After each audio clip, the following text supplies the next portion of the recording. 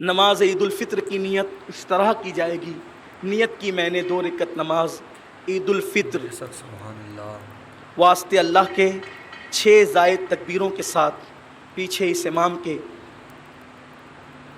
منہ میرا کعبہ شریف کی طرف، اس طرح سے آپ نیت کریں گے۔ اور اگر اتنے لمبے چوڑے الفاظ آپ نہیں کہہ سکتے تو اصل نیت دل کے ارادے کا نام ہے۔ آپ صرف دل میں اتنی نیت کر لیں کہ میں امام کے پیچھے اللہ کے لیے عید الفطر کی نماز پڑھ رہا ہوں، بس اتنی نیت کریں۔ اصل نیت دل کے ارادے کا نام، بس اتنی نیت کر لیں دل ہی کے اندر، اور پھر اس کے بعد تکبیر تحریمہ ہوگی، یعنی پہلی تکبیر ہوگی، اور پہلی تکبیر ہونے کے بعد ثنا پڑھی جائے گی۔ امام بھی ثنا پڑھے گا، آپ بھی ثنا پڑھیں گے، اور ثنا پڑھنے کے بعد قرأت سے پہلے ہمارے معمول سے ہٹ کر 3 تکبیریں ہوگی۔ پہلی اور دوسری تکبیر پر ہمیں اللہ اکبر کہتے ہوئے ہاتھ کانوں کی لو تک لے جا کر کے جو ہے وہ نیچے کو کر لینا ہے۔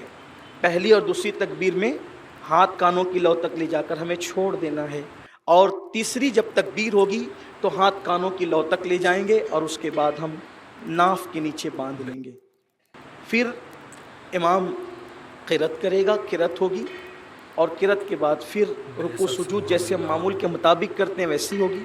پھر اس کے بعد دوسری رکعت میں جو ہے وہ سورہ فاتحہ اور اس کے بعد قرأت ہوگی، اور رکوع میں جانے سے پہلے معمول سے ہٹ کر پھر 3 تکبیریں زائد ہوگی۔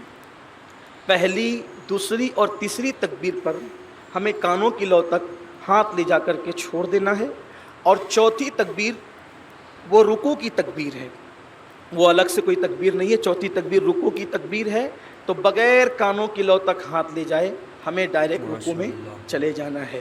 یعنی کہ آسان لب و لہجے میں یہ ہے کہ دونوں رکعت میں 3 تکبیریں زائد ہوتی ہے۔ پہلی رکعت میں قرأت سے پہلے تکبیر ہے، دوسری رکعت میں قرأت کے بعد تکبیر ہے۔ پہلی رکعت میں 2 مرتبہ کانوں کی لو تک ہاتھ لے جا کر چھوڑنا ہے، تیسری بار کانوں کی لو تک ہاتھ لے جا کر کے باندھ لینا ہے، اور دوسری رکعت میں 3 مرتبہ کانوں کی لو تک لے جا کر کے چھوڑ دینا ہے، اور رکوع میں پھر جب چوتھی تکبیر ہوگی تو رکوع میں جانا ہے۔ پھر اس کے بعد جب وہ حسب معمول نماز